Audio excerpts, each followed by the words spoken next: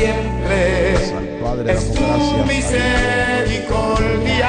Espíritu Santo, porque nos permite una vez más estar reunidos. Sé que estás ahí y nosotros acá estamos unidos en un mismo espíritu en este día tan precioso, en este día que Dios nos ha permitido reunirnos una vez más, y estamos, amado hermano, en el momento de comenzar el estudio bíblico, amén, de este día, esperando, bendito sea Dios, que nosotros podamos ser bendecidos, podamos recibir de parte de Dios lo que Él tiene para nosotros en su palabra. Así que quiero invitarte a que juntos vayamos a su presencia en oración, amén.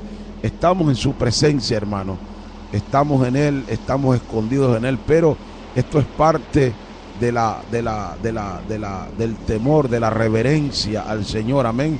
No es meramente un acto protocolario, no, es algo que está en nuestro espíritu para poderle a Él prorrumpir en júbilo lo que Él va a hacer en nuestras vidas, que Él ya sabe lo que tiene que hacer, pero se lo mencionamos con nuestras propias palabras y de la manera más sincera que podamos. Señor, venimos delante de su presencia, Padre, en el nombre de Jesucristo, nuestro amado Salvador, nuestro hermano mayor, Padre mío.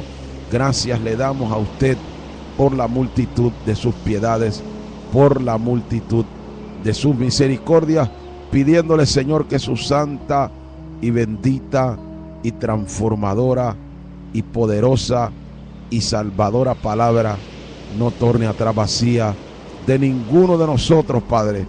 Que su palabra halle cabida, que su palabra nos haga dar frutos, Padre.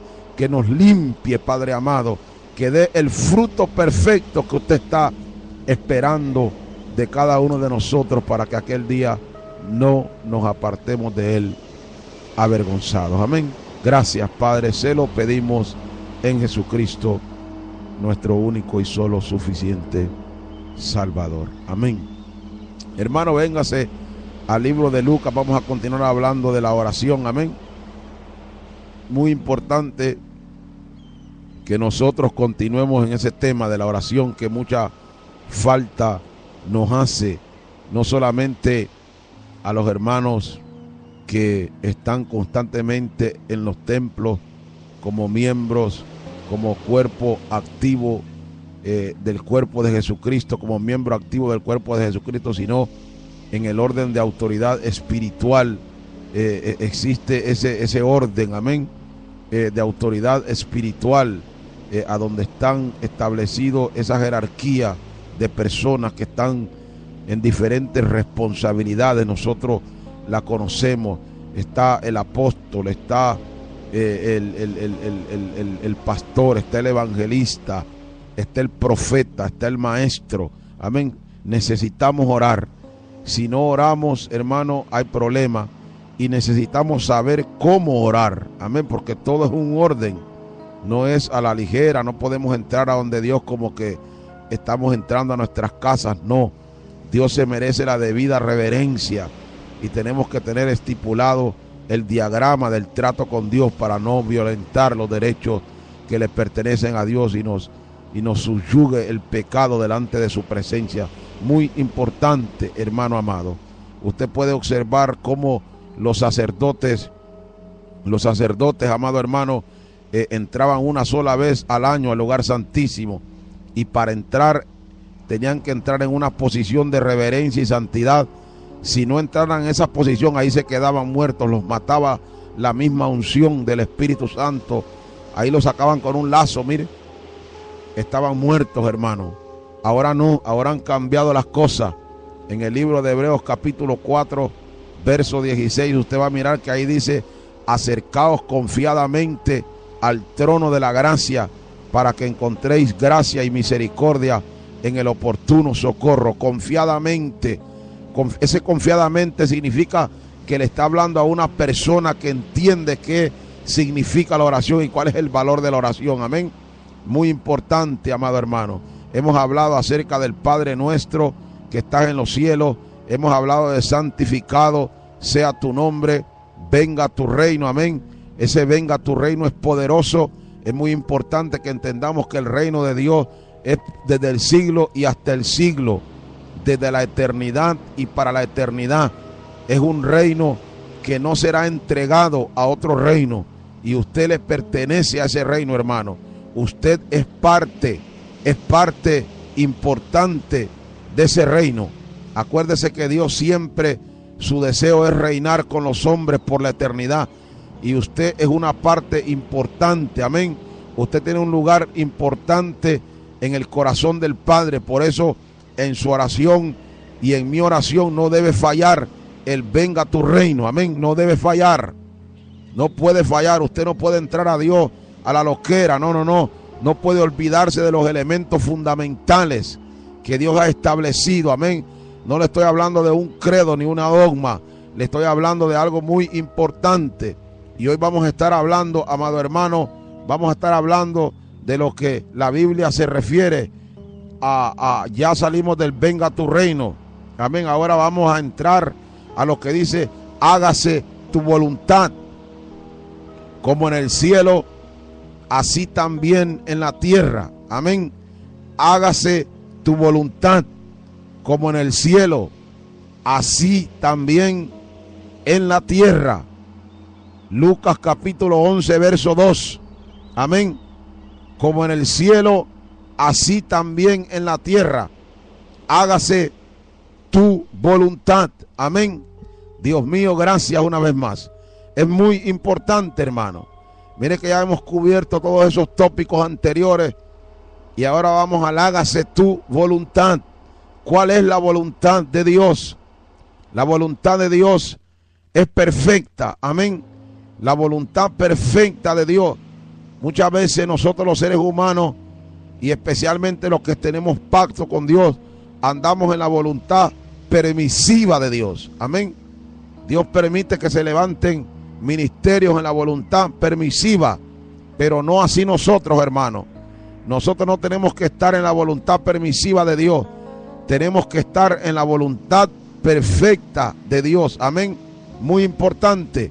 ¿Cómo podemos entender cuando lleguemos a ese punto de la voluntad perfecta de Dios? Muy importante. Una persona que no esté renovada, le va a ser muy difícil llegar a entender la voluntad perfecta de Dios. Hermano, estas son palabras serias las que le estoy hablando. Si usted no busca renovar su mente, le va a ser muy difícil vivir y aceptar la voluntad de Dios, para darle un destello de luz de lo que estamos tomando de referencia, amén. Para que usted vea que el Señor Jesucristo oraba en ese patrón, amén. Para que usted lo vea, porque a veces dicen: Jesucristo era Dios, pero no. Jesucristo oraba en ese patrón que le dijo a los discípulos, que más tarde fueron sus apóstoles. Porque usted va a encontrar que la Biblia lo señala en el momento más difícil de la vida personal del maestro, en el momento más difícil de su ministerio. Encontramos el pasaje bíblico a donde el Señor Jesucristo le dice: Padre, pasa de mí esta copa, no como yo quiero, sino como tú quieres. Está orando conforme a la voluntad del Padre, amén. Usted ve, o sea, no es como yo quiero, sino como tú quieres. Pasa de mí esta copa, no como yo quiero, sino como tú quieres, amén. ¿Cuál es la copa que usted está comenzando a sentir que se tiene que beber? La copa que se bebió Cristo no era una copa de vino, ni era una copa de cerveza, era una copa de dolor, era una copa de muerte, era una voluntad que si no se cumplía esa voluntad, usted y yo no estuviéramos aquí hablando, porque no existiese cristianismo, porque el mismo cristianismo es Cristo implícitamente en él, porque Él es el autor, Él es el consumador de la fe en la cual nosotros andamos, y Él mismo vivió la experiencia. Por eso es que el libro de Hebreos capítulo 5 verso 7 habla y dice: y Cristo en los días de su carne no fue oído porque era hijo. Óigalo, no hay preferencia en el Padre. No hay preferencia, hermano. No nos equivoquemos, no nos enmarañemos. Dios no tiene nenes lindos. La Biblia dice que Dios se agrada del que teme y hace justicia. Y por eso la Biblia refiere a la persona de Jesucristo. Dice, y Cristo en los días de su carne, o sea, en los días de su vida humana, en los días donde su emoción era terrenal. Amén. 100% naturaleza humana y 100% naturaleza Dios. Pero estaba supeditado, estaba gobernado por el cuerpo físico, sujeto a la voluntad del Padre. Amén. Por eso cuando, según revelan los que entienden la naturaleza del sufrimiento emocional y físico de Jesucristo, parece que sus gotas de sudor eran, en vez de ser agua meramente, era sangre, por la tensión, por la presión externa de los demonios y por la posición emocional del camino al Calvario. Parecía que había un golpe de ruptura de dendritas y de vasos capilares en el cuerpo de Jesucristo. Usted está oyendo, hermano. Pero en ese momento, cuando se le rompían en su rostro, que es la parte más fina del cuerpo humano, el rostro, a donde están todos esos músculos que uno se sonríe, amén, se le rompieron las dendritas, los vasos capilares del rostro a Jesucristo, por la presión externa de los demonios y por la presión emocional y la presión física de la profundidad de la oración. Pero aún en un dolor tan grande oraba, hágase tu voluntad. Y a veces nosotros, cuando estamos bajo presión externa, por problemas externos que han tomado control de nuestra vida emocional, nos olvidamos de Dios, de cómo se hacen las cosas. ¿Cuántas veces vamos a los altares y desde que caemos, Padre mío, mira lo que me ha hecho aquel, mira lo que me ha hecho aquella, mira lo que está pasando con mi padre, con mi madre? Y nos olvidamos del respeto, nos olvidamos de la obediencia. Dios no quiere sacrificio, hermano. No me vas a decir tú a mí que si un día te toca una cita con algún presidente de alguna nación, en este caso el presidente de Estados Unidos, tú vas a llegar a la Casa Blanca, a meterte de un solo delante de la presencia del presidente de Estados Unidos. Tienes que llenar algún papel, te tienen que revisar un montón de situaciones para llegar al final a ver el presidente. Y a nosotros los cristianos nos dice, acercaos confiadamente. Pero esa confianza se conoce de antemano, que nosotros entendemos que vamos bajo la regla de las normas establecidas, hermano. Ya usted, desde que llega a la presencia del Padre, lo comienza a adorar, lo comienza a exaltar, le comienza a dar gloria y honra. Y sépase, hermano, sépase que Dios no necesita que usted le esté diciendo, tú eres grande, tú eres inmenso, tú eres poderoso. ¿Será que se le olvidó a Dios? A Él no se le ha olvidado quién es. Para su conocimiento hay miríadas, billones de ángeles en su presencia. Necesitará que Noé Álvarez le diga, yo te alabo, yo te adoro, yo te doy gracias, que esto y que el otro. No, Dios no necesita eso.